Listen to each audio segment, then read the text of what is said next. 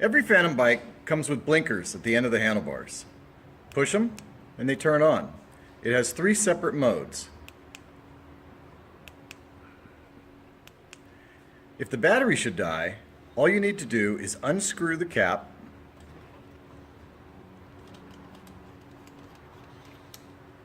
remove the inside.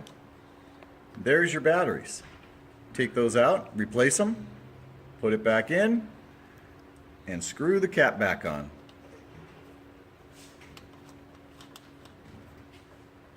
Check them, make sure they work.